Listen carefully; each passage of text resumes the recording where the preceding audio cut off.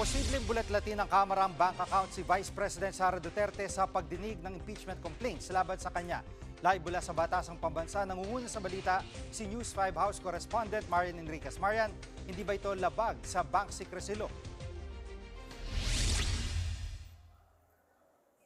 Jiggy, ayon sa House Committee on Justice, hindi sakop ng bank secrecy law ang impeachment proceeding. So yes, pwede po nga busisiin ang bank accounts ni VP Sara. Isa nga doon sa mga inilatag na grounds sa impeachment complaint yung biglang paglobo umano ng mga ari-arian ng BC. Ayon nga kay Congressman Terry Ridon, mula po 18 million pesos daw noong 2008 naging 88.5 million pesos na ito noong 2024. Yung bank secrecy law po kasi ay yung nagpoprotekta sa detalye ng bank deposits ng isang individual. Ibig sabihin, hindi po maaaring basta-basta ibunyag ang eksaktong laman ng bank account, account number, o yung mga transaksyon sa bangko nang walang pahintulot ng may-ari o ng korte.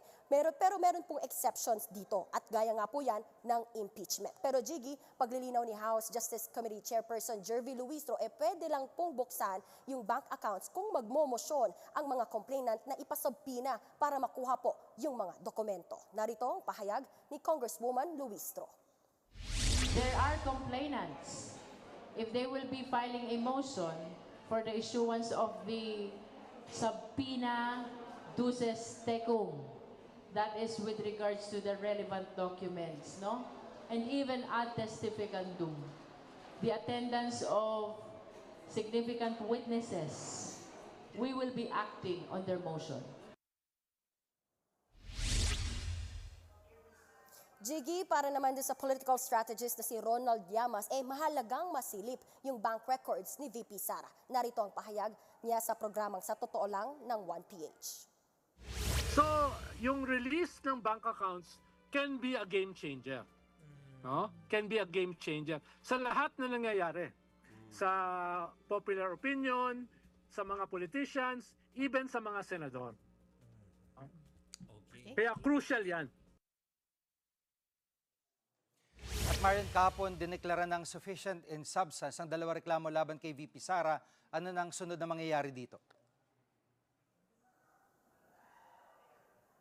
Jiggy, formal na ngang inatasan ng Kamara yung kampo ni VP Sara na sagutin ang mga reklamo. Natanggap na nga ng kampo ni VP Sara yung notice at yung kopya ng dalawang impeachment complaints. May 10 araw po ang kampo ng BC para sagutin ang mga reklamo. Jiggy.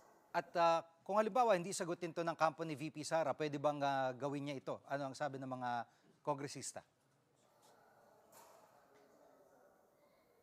Yes, Jiggy, kung hindi nga sumagot yung kampo ng BC ayon kay Congresswoman Luistro, ibig sabihin po, wini-waive o isinusuko na niya yung kanyang karapatang sagutin ang mga alegasyon. Itutuloy pa rin naman ng komite yung pagdinig sa kung ano lang yung meron sila tulad nga po ng reklamo at mga affidavit. Paglilinaw lang din, Jiggy, itong paghahain ng pleadings ng kampo ni VP Sara ay hindi pa paghuhusga doon sa merits ng kaso. Wala pang guilty or not guilty rito. At Jiggy, sa April 8 nga, target ng komite na mag-convene muli para i-sworn in yung mga pleadings at i-deliberate kung may sapat na grounds for impeachment laban sa BC.